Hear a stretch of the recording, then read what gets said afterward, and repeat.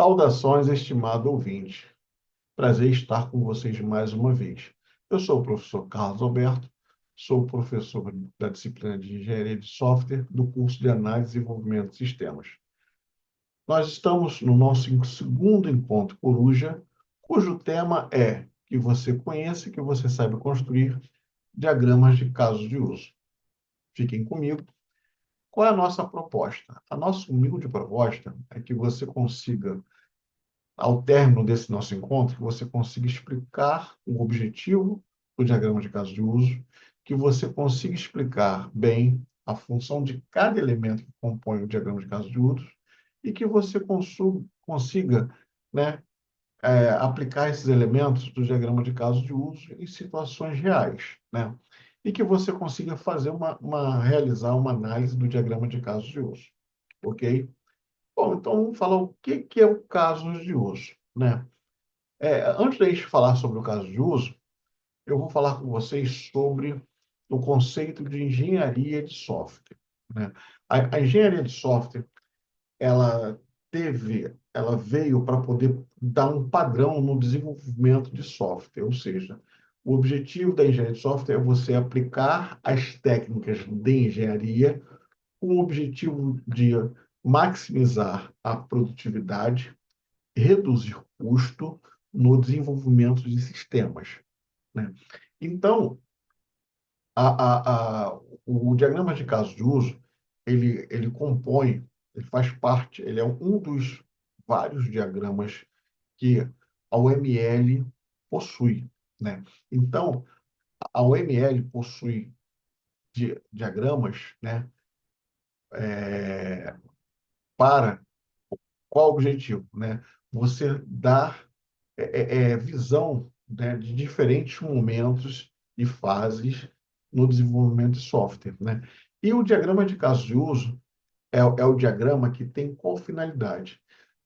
De mostrar o funcionamento do sistema quando você não tem, quando o sistema ainda não existe, não tem nada pronto, né? Mas você quer descrever para o cliente se realmente você entendeu o que ele quer fazer, né? Então, é um diagrama muito importante, né?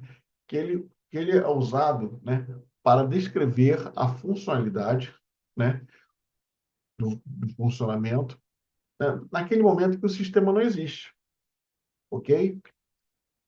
Então, e ele possui o objetivo, como você está vendo aí, né, de documentar as interações entre os atores, né, usuários dos sistemas e o próprio sistema, facilitando a compreensão das funcionalidades e requisitos do sistema. Bom, esse diagrama ele possui quatro elementos principais, né? Ele possui o ator, né, que é um bonequinho que você vai ver daqui a pouco, né? Ele tem o casos de uso, né, que é representado por um círculo, né? Ele possui toda a abrangência do sistema, que é representado por um retângulo, que o objetivo desse retângulo é que todos os casos de uso estejam dentro dele, né? E, e nós temos a associação, né? Que aqui eu coloquei, que é a conexão entre o ator e o caso de uso, né? Que é o caso mais comum e mais usado, mas eu também posso ter associação, né? Associando ator a ator e associando caso de uso a caso de uso. São casos específicos, né? Que falaremos adiante. Bom, então vamos falar um pouco mais sobre o relacionamento entre casos de uso, né? Como você pode ver aqui, os casos de uso ele pode se relacionar de várias formas. E existem três tipos de relacionamentos, ou seja, de ligação, né? A associação, quer dizer, quando o ator se conecta ao caso de uso. A generalização, caso, caso de uso, os filhos herdam o comportamento do pai. Teremos um exemplo daqui a pouco. Isso, nós estamos falando de quê? Generalização e especialização. Quanto mais eu subo o nível acima, eu estou generalizando. Quanto mais eu desço, eu estou especializando. Você vai ver um exemplo disso daqui a pouco, né? E nós temos também a inclusão e a extensão, né? Que tem qual finalidade? Define quando um caso de uso depende do outro. No nosso exemplo aí, né? O caso de uso sacar dinheiro, você não consegue simplesmente sacar dinheiro. Você precisa verificar, fazer várias verificações, né? Se o usuário ele é autenticado pelo sistema, né? Se tem saldo suficiente na conta, etc, etc, etc. Nessas situações, nós usamos, né, um desses dois casos aí, né? Um desses dois tipos de relacionamento, ou de inclusão ou de extensão. Então, vamos falar mais a fundo sobre os elementos, né? Então, no próximo slide, você vai ver um exemplo, né, de um caso de uso, né, de um sistema bancário. Esse caso de uso ele possui dois tipos de atores, o cliente e o funcionário do banco. Ele possui esses 6 casos de uso que você vai ver daqui a pouco, que é o sacar dinheiro, atualizar saldo, depositar dinheiro, abrir contas, calcular bônus e converter moeda, e o relacionamento sacar dinheiro, né? Ele inclui verificar saldo. Vamos ver aí? Beleza. Então, tá aí, tá? Eu vou ver se eu consigo tirar esse compartilhamento daqui, vou botar aqui do lado, né? Então, como você pode ver, né? Deixa eu tirar também aqui, botar mais abaixo. Então, como você pode ver, nós temos exatamente dois atores, que são esse bonequinho que vocês estão vendo aí. Reparem que o funcionário do banco, né, ele só possui a, o relacionamento, né, e ele só interage com a funcionalidade abrir conta, né? Eu quero que você repare aqui comigo o casos de uso, né, desculpa, o ator cliente, né? O ator cliente ele possui uma especialização e uma generalização. Especialização é quando eu olho de cima para baixo. Eu estou especializando. Quando eu olho de baixo para cima, eu estou generalizando.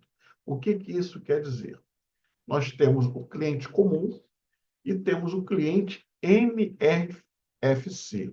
O cliente comum, ele interage com abrir conta, depositar dinheiro e sacar dinheiro, mas ele não pode usar, o caso de uso, converter moeda, tá? O caso de uso converter moeda é uma funcionalidade específica do cliente NRFC, tá? Que também ele vai usar todas as funcionalidades que o cliente comum possui. Então, por isso que tem essa seta, essa ligação com uma seta direcionando para cliente, como você pode ver aí, na vertical, né? Então, está dizendo que cliente NRFC é uma especialização de cliente. E que cliente é uma generalização de cliente NRFC, ok? Então, vamos para as três funcionalidades aí de cliente. Abrir conta não é nada demais, né? Como o nome já diz, é uma funcionalidade de cadastro para abrir conta, né? Verificação de documentos, etc. Eu quero atentar vocês aqui para as duas funcionalidades de depositar dinheiro e sacar dinheiro. Então, né, caberia aqui um caso de uso, né, né, que seria um caso de inclusão, né, que ligaria aí tanto depositar dinheiro quanto sacar dinheiro, que seria o quê?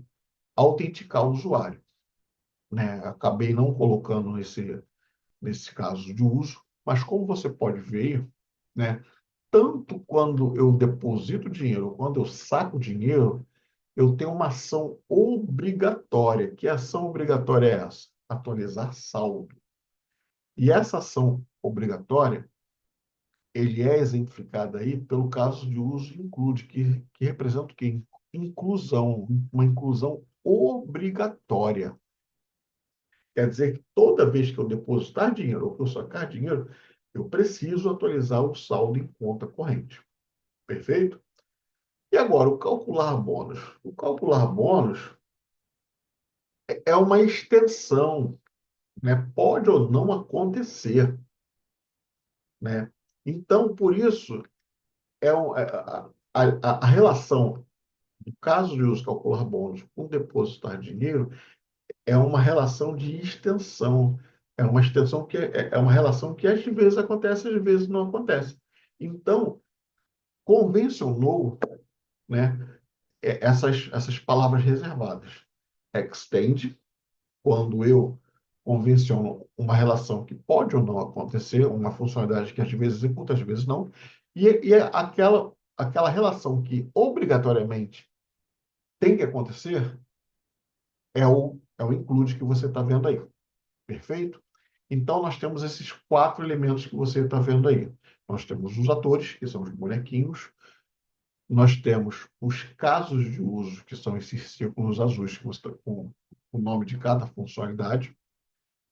Nós temos a ligação entre os atores e o caso de uso, e a ligação entre os atores e entre os casos de uso, que nós chamamos de quê? Né? De relacionamento, como você pode ver aqui no caso de uso anterior. Está vendo aqui? Ó? Estamos, né?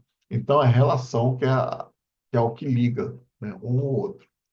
Ok? E nós temos a abrangência do sistema, que é esse retângulo do sistema bancário, que engloba todos os casos de uso, ou seja, todos os círculos que você está vendo aí. Bom, o que que você tem que fazer quando você vai criar um caso de uso? Você não pode criar de qualquer maneira, né? Você tem que analisar e considerar os seguintes aspectos. Os atores e suas responsabilidades estão bem definidos, né? Os casos de uso cobrem todas as funcionalidades do sistema, né? Existe dependência e generalizações corretas entre os casos de uso. E o caso de uso é claro e simples, sem excesso de detalhes. O caso de uso ele tem que ser o mais simples possível. O cliente e qualquer pessoa que olhar casos de uso tem que olhar e entender as funcionalidades, né? Mediante o quê?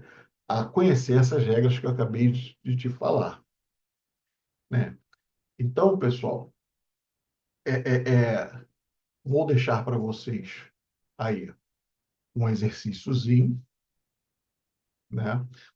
Desculpa, aqui são regras, né, para você poder é, é, construir um caso de uso. O exercício eu vou falar daqui a pouco, né? Então, nessas regras, você precisa estabelecer o contexto, identificando os atores e seus comportamentos esperados.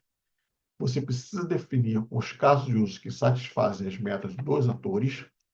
Você precisa usar nomes claros e organizar os elementos para minimizar confusões, e você precisa utilizar os estereotipos include extend corretamente. E você não pode complicar o diagrama com informações irrelevantes, ok? Então, eu vou deixar esse exercício para vocês se divertir, tá bom? Então, você que está assistindo essa gravação, você pode tentar fazer esse exercício, que é o sistema de uma biblioteca, né, que precisa ter essas funcionalidades. Buscar livros, realizar empréstimos, devolver livro, e você precisa considerar o papel de diferentes atores como bibliotecários e leitores, né? Porque bibliotecário é aquele funcionário que trabalha na biblioteca e é responsável pela gestão e manipulação dos elementos que compõem a biblioteca, que são os livros, os artigos, as revistas, né? E os leitores, que são quem definitivamente usa a biblioteca, né? Então, você precisa considerar isso. Então, eu espero que você faça esse exercício e que você tire dúvidas comigo na plataforma, tá bom? Então, pessoal, deixo para vocês aí um link de referência, tá bom? E até a próxima. Muito obrigado por você estar aqui comigo, tá? E até a próxima. Um forte abraço